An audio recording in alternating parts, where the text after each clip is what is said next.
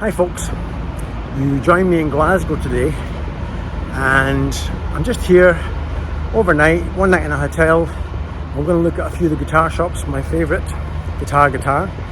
I'll maybe take you in with me and we can maybe have a wee look at some of the things on the wall. Let's do my guitar bit first, and there will be the usual guitar lesson at the end. So let's do that first and I'll come back and talk to you in a minute. Let's go.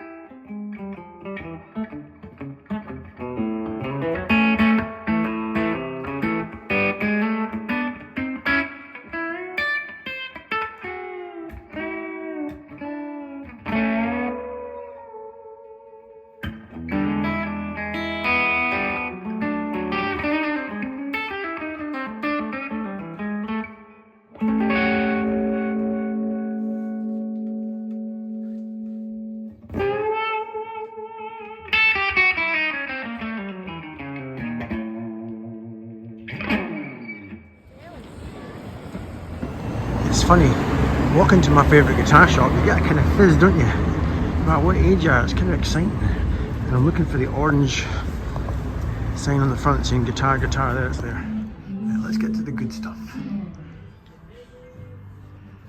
A couple for the lefties, these are all Gibsons with large price tags.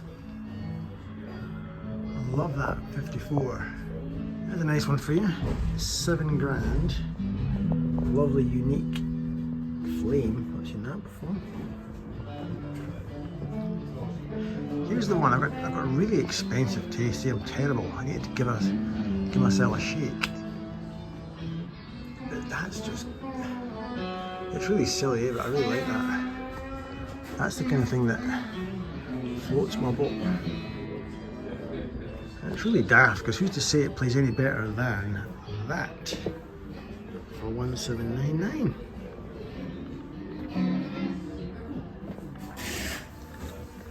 Yeah, I really like that as well. How do you all feel about that? The 335s that are potentially big and uncomfortable, so you buy one of them.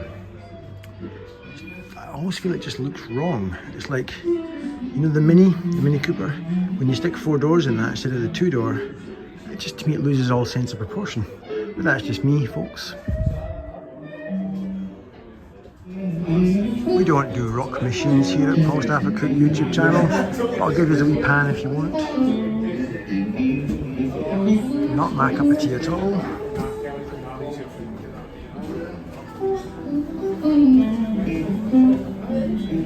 Look at that.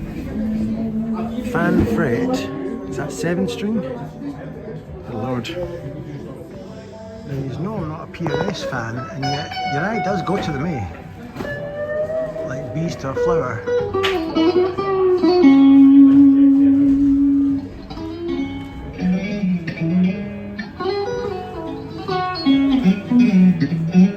They're lovely ornate machines. Now we're talking some relic Fenders. 11 grand. That's great.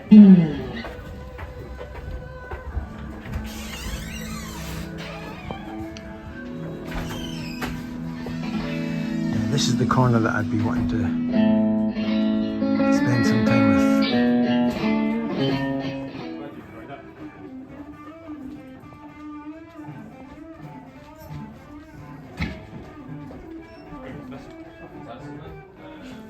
And now you join me in my hotel room. A little pan around the room there. That was the worst pan around the room ever, eh?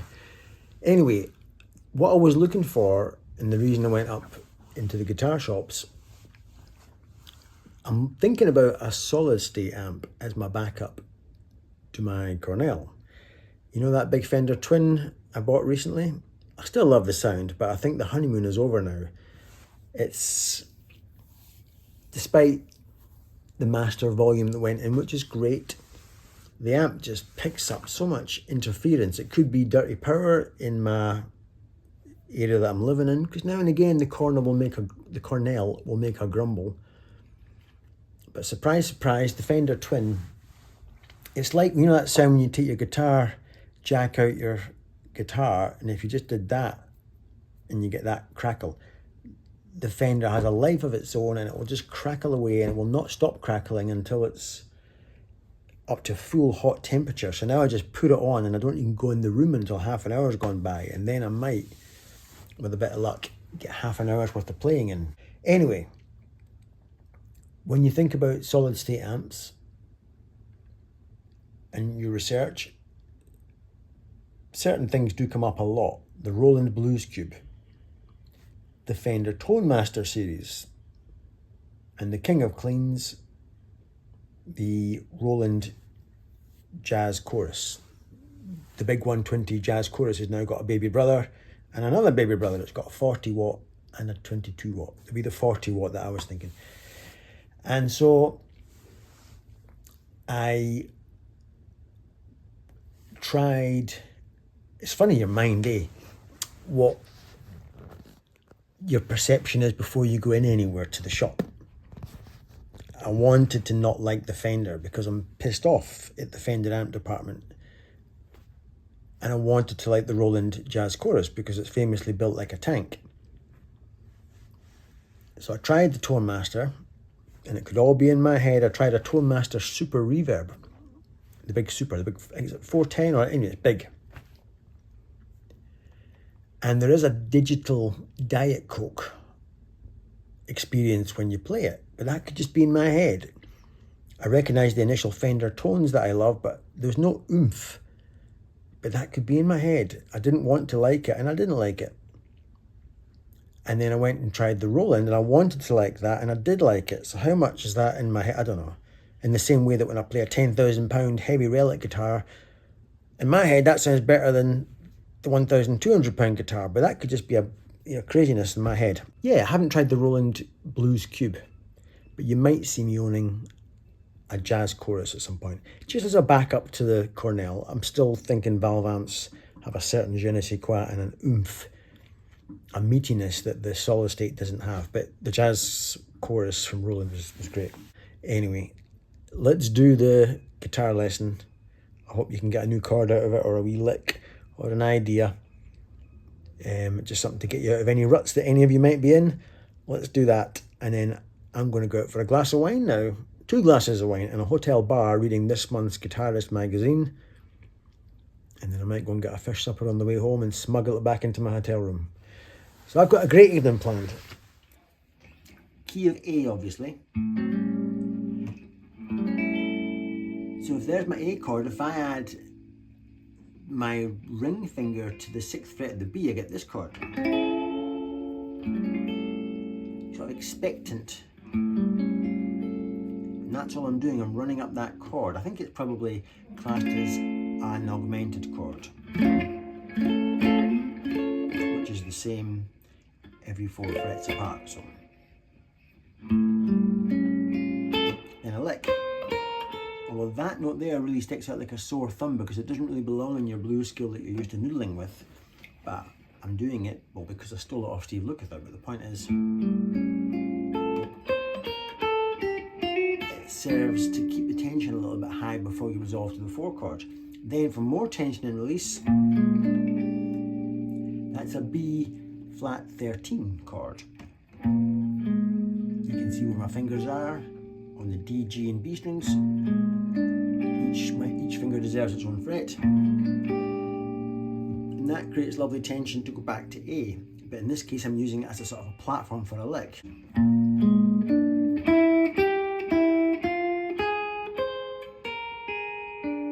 At that point we're still lingering on that B flat sound. And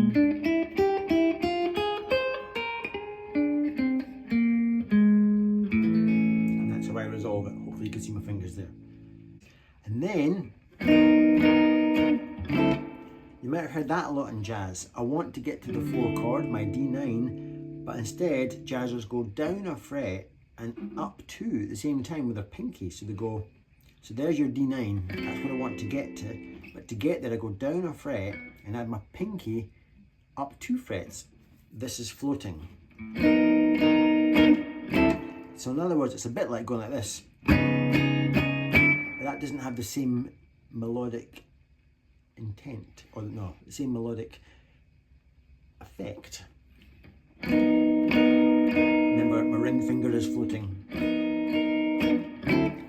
Then playing the chords, I'm on D. And of course, that is a D7. Down to another D7. My ring finger is floating. Then back up to another D7. For a lick. Then dropping into the whole tone scale. That last little bit wasn't whole tone, but that's all. That 2 frets apart thing that the whole tone scale is. You can research that if you want. The old tired old Paul Cook tricks running up a chord. There's your A chord. Then taking that A chord up a fret to raise tension to resolve. Down to the 5. That's fairly straightforward. Then here's this sort of passing chord again that we talked about earlier. That's me just playing off that D chord again. Down to this chord, a G13. So there's your, when you add that 6th note, it creates tension. To the 4 chords, a little diminished. Now here's a hard one to explain. That bit's easy, you've heard people do that all the time. Just taking, sort of forming an A7 and taking it up 2 frets. But then I do this.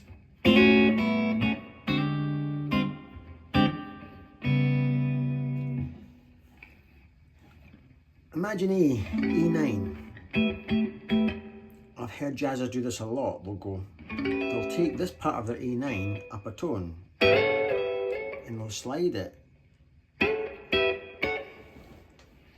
Not the whole chord, just the top part. But then they'll go down a semitone to get to the middle area and go like that. So it's up 2, down 2, up 2, then go to the middle, in this case the 13th fret, and shape that, which is a B flat 9 chord. But very important to just do it exactly like that and stick the pinky up 2 frets. So my ring finger, I'll try and take my ring finger out the way so you can see exactly what my fingers are doing. And then resolve. But I'll just have to compromise by doing it down there by going.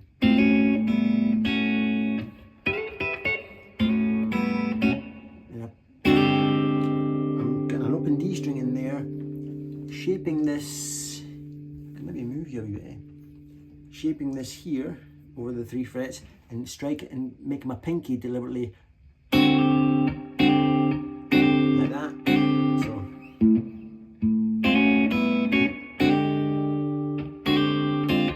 and resolved, which is that sound. But again, I'm having to fret the 4th fret of the A string and play the G, B and E strings open to get that sound. That, in other words, it's hard for me to play it in the key of A, that lick. I play it in E much better, but that's what I've had to do. Then some other stuff I won't bore you with. On my way to the 4 chords, there it is. Just wind down the chord again. There's my G13. Then I've heard this sound a million times, not a million times, but a lot in bluesy jazz stuff. Passing chords, and I'm on my way to B minor 7 to take me to the 5. So all that is, if you're interested, is I start with an A7, I've got my thumb hooked over, then I'd go down in semitones with my thumb just to pass the time. And the band's not changing chords, I'm just going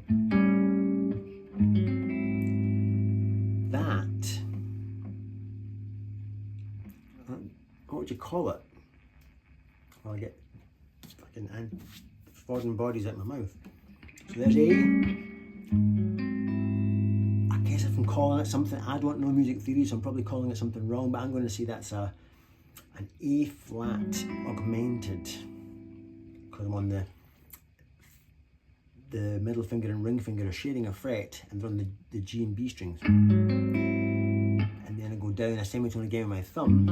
In a similar shape, but this time it's a finger per fret, because that's a G13. Then I go down again with my thumb, and I'm back to what if I had to call it something, I would call it an F augmented, because they're now sharing a fret. So I see it as this: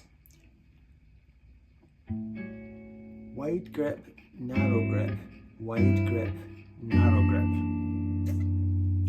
B minor 7.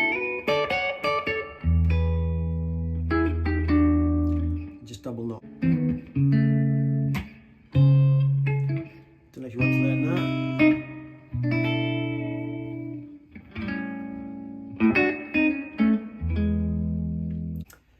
Now the video is getting too long, So I'm just going to jump to the walking bass, the jazzy walking bass thing, because I would imagine that's what most people might want to see what I was doing.